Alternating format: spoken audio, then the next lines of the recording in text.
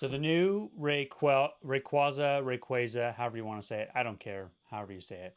That new set just released today. It's Friday the 30th. It's the 31st in Japan. And I was originally looking into this set when it was first announced. And so I contacted my Japanese supplier. I asked the price, and they had said it was close to $200. And so, me importing product from Japan, I have to pay tariffs, I have to pay shipping, and luckily enough for me, I don't pay the tariffs on the back end. The supplier pays the tariffs for me up front, which is super nice because I know what the price is going in, so I can adjust my prices based on what their exact price is to ship it and everything. And so I heard that $200, close to $200 for the set, and I was like, holy crap, there's no way that someone is going to buy a box of the new Storm Emeralda and pay that kind of money. So MSRP in Japan is $40 roughly. And so a lot of the sets are crazy expensive. And I read recently online, talking to my supplier as well, they adjusted the price based on demand. And I don't really know how you can base it on demand when people are saying, no, I'm skipping this set, I'm not pre ordering this set. And I think it's a good choice to not pre order a set that's in that range because it will eventually come down. And I fell into that mistake recently when I bought my Mega Dream boxes because they were going up, up, up. I thought that was the key the to buy in now and to get my boxes while they're at a lower price. And boy, I was wrong. I bought at the peak at $134, and now I guess they're selling on TCG Player for roughly around 100. So I'm about $30 negative per box. I do have them on my website. You can check them out, chaosguard.com, if you want to pay that price, or if you want to contact me directly, you can definitely do that, and we can work out a deal to buy those boxes. I'm not really leveraged, so I'm not really concerned about having them, just storing them, being a part-time investor, and then just selling when the price returns back to a price where I can make a little bit of profit, because that's not my goal, right? It's not my goal to make a ton of money. Well, I guess long term, if I'm in business for myself, the goal is to profit. But if I have a product that is I'm negative on, I'm not going to sell it at a loss.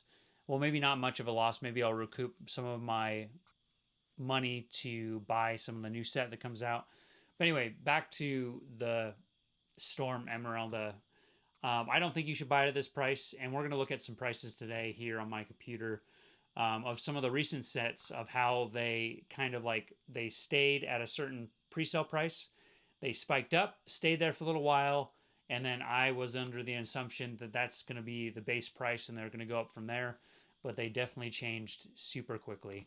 So like Abyss Eye, Chaos Rising, not Chaos Rising, sorry, Ninja Spinner, Mega Dream for sure, because it's a specialty set, right? They're guaranteed hits in every pack. And based on like V Star Universe, how that box has performed over time, I figured maybe Mega Dream with how many chase cards people think people want from that set, it's just going to kind of keep going up from there. And like I said, I was wrong with that. So part-time investor, but we're going to look at some of the cards from the new Storm Emeralda set and then some of the box prices that have kind of dipped after the initial spike that they had when they first released. So anyway, let's check it out. Okay, so we have the Ninja Spinner box up here right now. So this is when I first started actually buying heavily Japanese. And so the initial price started out at like 120 a box, and as you can see, it's trending down just over time. And that's the traditional, like, so it kind of spiked up here. So it trended down and then it went back up, then it's all the way down here. So this is the typical chart you'll see with Japanese. The initial pre-release is kind of high, and then over time it will kind of trend down. And so I like to kind of compare it to Sneaker Dunk of the current prices. This is like a stock X for Japan. So if you look at the prices for Ninja Spinner in Japan, so let's just say 1200 or 12,000 times 0.0065. I use 0.0065 for a rough estimate between the US dollar and the yen. So you're looking at about $78 for a Ninja Spinner box from Japan. And I think this pretty well lines up. I haven't actually checked Ninja Spinner prices with my supplier for a little while, but this kind of lines up with what you're paying. So $78. If you include shipping, tariffs, you're probably actually losing money importing Japanese at this point. So if you already have it, great. Hopefully you got it at a good price and you can sell it at a good price. For me, being a small seller, I'm sure suppliers like larger sellers when they buy lots of bulk boxes, but me being smaller, it doesn't really work out the best in my favor. So Ninja Spinner, obviously the chart trends down over time. I like the set. I like the Greninja. I like Chaos Rising. You can find Chaos Rising in stores here, so there's no reason. So like I buy Ninja Spinner if I had consistent Japanese customers, which I tend to do here and there. But they're like, why not buy it in here in the US English? I think Japanese cards are better quality anyway. So why would I buy it from Japan when I could just access it here, right? Because it's more readily available in stores.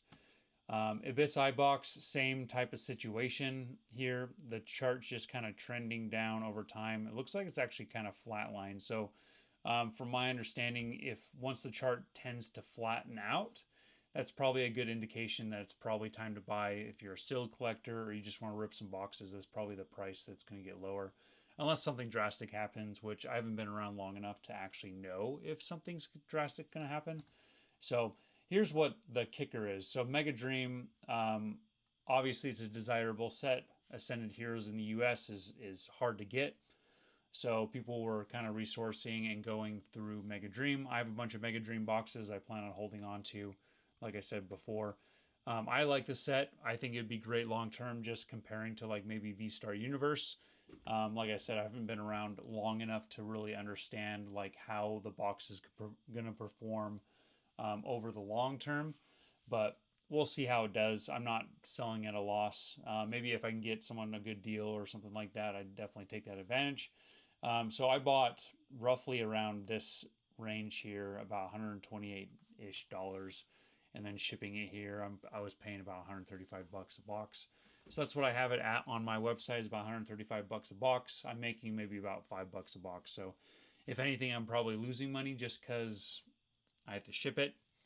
And if you buy in bulk, maybe not. But as of right now, I will definitely be losing money. But as long as I can make most of my money back and I can put it into new sets coming out, like the 30th anniversary, hopefully the prices change, because I did get prices from my supplier and they were a little obnoxious, if I do say so myself. I think it was like $375 that they quoted me for a box per box, which is absolutely insane. Luckily, I was able to get some from the Pokemon Center drop for my own personal use to hold on to. And obviously, I don't have distribution, so I don't have access to that either. But basically, you're just looking at the chart here. Once it flatlines, it's probably a good time to buy. Mega Dream still looks like it's kind of dipping. I've been watching it over the last few days, and it's dropped from like $106 down to $97. One unfortunate thing about TCG Player, it does include Korean boxes in their listing, so that does manipulate the market price. So keep an eye out for that. So like you'll see Korean booster box $94, Korean booster box $101. But if you get down to the Japanese boxes, you're looking more 110, 115. It seems like that's probably where people are kind of hanging out at, just making sure that they get their small profit margin on these Japanese boxes. So hopefully this was helpful.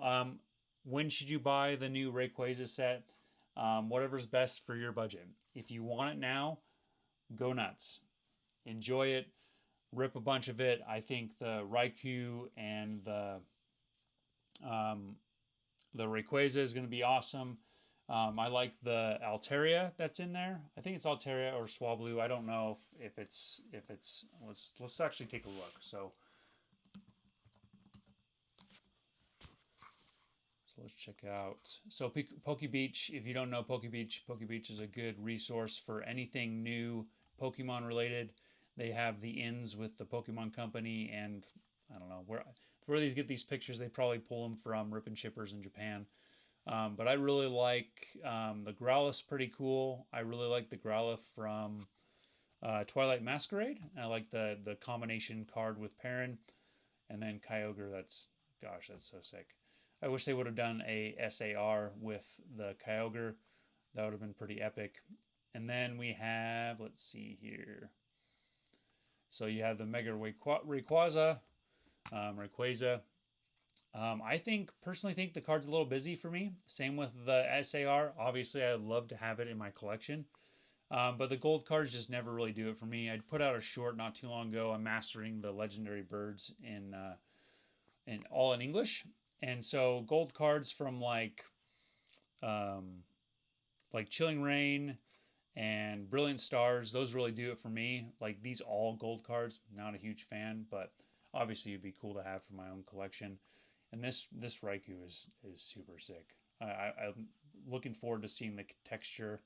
The Glossopod looks pretty cool. I love the colors. I love the colors from this Mega era.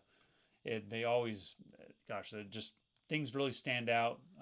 It is Altaria, so definitely will be chasing this one. I'm a big fan of all the dragons, and then I think this card is super hilarious. It reminds me of a stripper with a stripper pole.